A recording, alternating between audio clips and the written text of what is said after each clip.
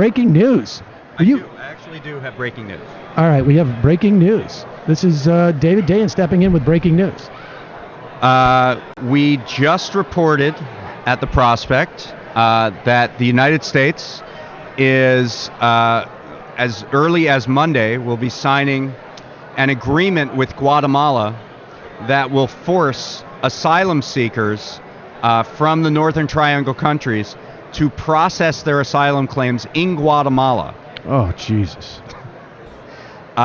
This is called a Safe Third Country Agreement, and it is done on the grounds that Guatemala is a safe country for asylum claims processing, even though it is racked with violence and has many of the same qualities as Honduras and El Salvador, and is one of the main countries where asylum seekers are fleeing from. But now we are going to push asylum seekers from Honduras and El Salvador into Guatemala for the purposes of asylum claims processing. It's basically outsourcing the camps that are in El Paso and whatever into essentially black sites in Guatemala. And I would imagine also there's a massive opportunity for not just corruption, but real violence. Like, you've got to pay before you get into the door to apply for asylum.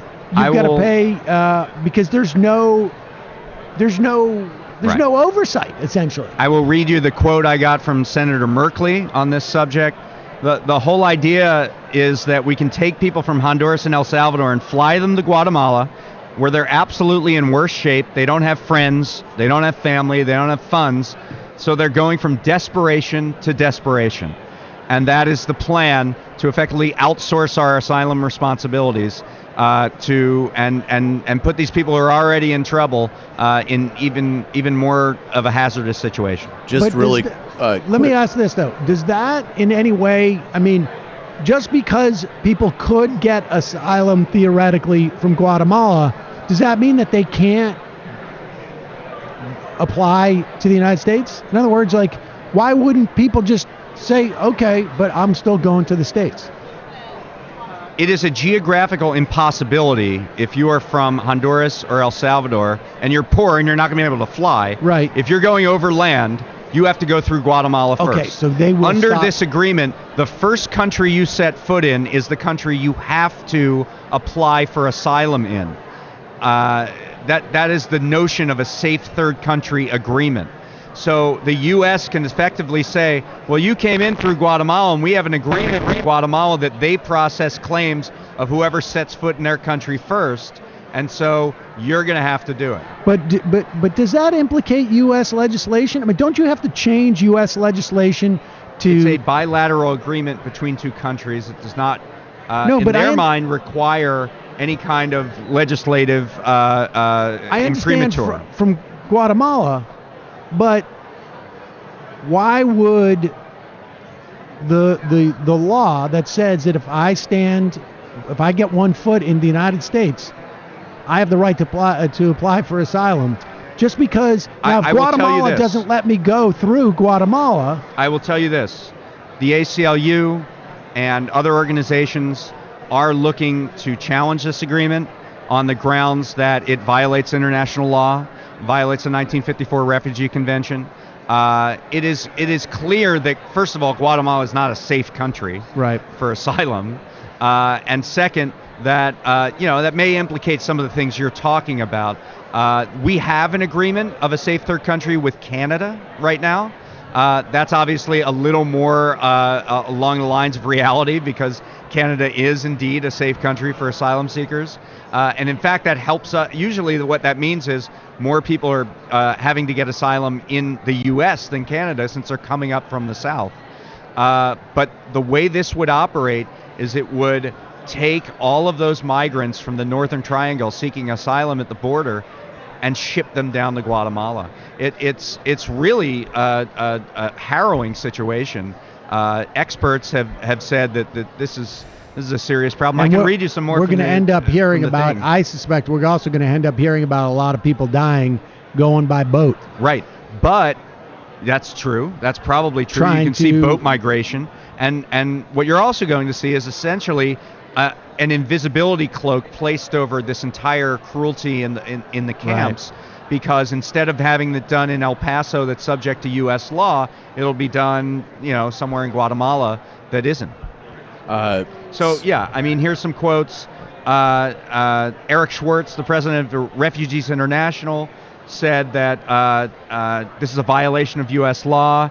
Says the law requires that the U.S. sign this agreement only with countries who have a full and functioning asylum system, which Guatemala actually does not. And it also says that the U.S. can't return people to a place where their lives are at risk, where they patently are within Guatemala. He says it's the distortion of the concept of a safe third country. This agreement uses an arrangement designed to provide protection for people in the most cynical and grotesque way. And so that's what experts are saying about this. You can expect a legal battle to come out of this, but it's happening. The president of Guatemala is flying to the U.S. on Monday. And there will likely be a signing ceremony. This is a guy, Jimmy Morales, who ran on an anti-corruption platform, but as soon as the UN agency looking into corruption in Guatemala implicated his family, he suddenly turned into an anti-corruption president. And yeah, there's probably something going on. Guatemala, interestingly, was one of the few countries that agreed with Trump in moving the U.S. embassy in Israel to Jerusalem. They were trying to get on the U.S.'s good side, maybe to help the UN get the UN to back off on this anti-corruption stuff. And now here's the quid pro quo. Trump's calling in the chit. He's trying to get them to take all these asylum seekers.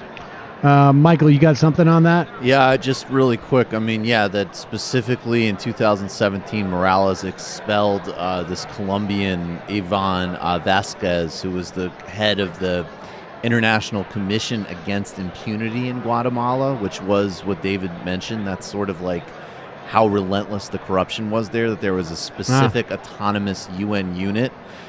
He threw him out after they began investigating connections between his party and cartels.